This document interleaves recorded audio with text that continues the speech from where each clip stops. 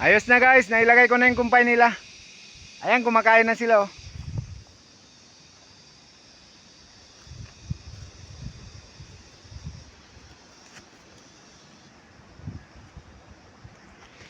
Tatlo lang yan sila dito guys. Yung tatlo inilabas ko para magkagala-gala sila sa labas. Inumpayan ko na rin to sila para pati hanggang mamayang hapon. Ayan oh. Pagbalik ko dito mamayang hapon, ilalagay ko na lang sa kanila, hindi na ako mangumpay. Andyan lang sa baba yung tatlo guys oh. Gumagala-gala.